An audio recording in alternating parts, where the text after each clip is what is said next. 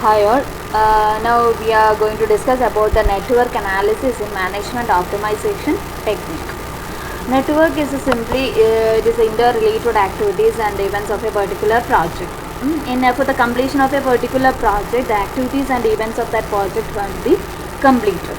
It provides the techniques for planning, scheduling, and also the controlling the larger projects.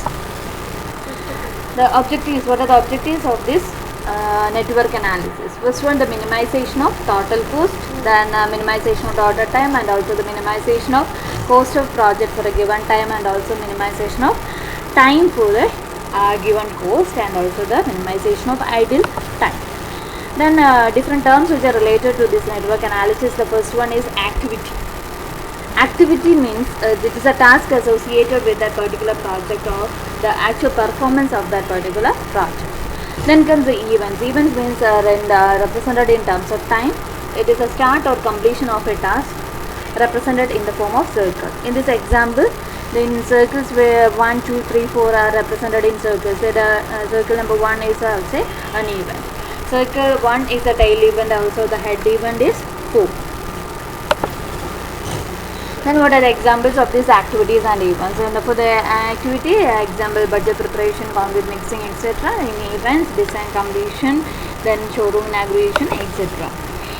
Then what do you mean by network diagram? When these activities and events are represented in the form of a diagram, it is called a network diagram. In each activity represented by only one arrow, no two activities can be identified by the same head and tail events. Except at the beginning and end, every activity must have at least one activity preceding it and also the succeeding. Only one activity connect the two nodes. It is an important rule which is followed for the construction of this network diagram, that is 12% rule. These are the conditions to be followed.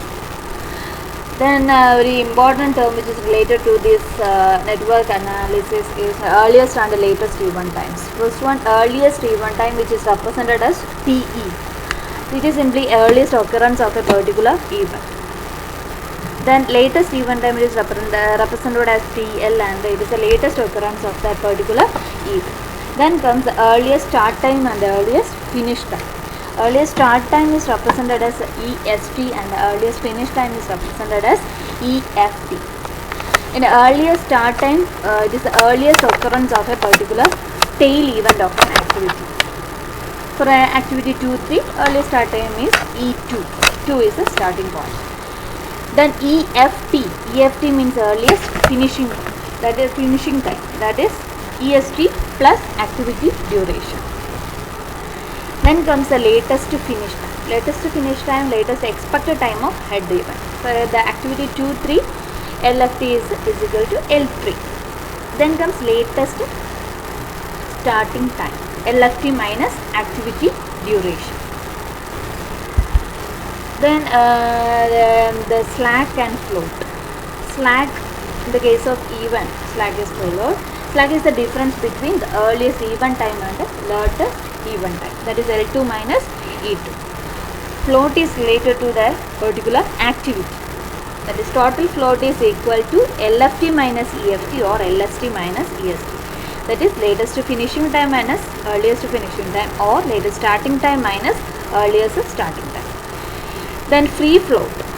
Free float means earliest starting time of successor minus EFT of the present. Then independent float means EST for subsequent activity minus LFT for preceding activity minus duration.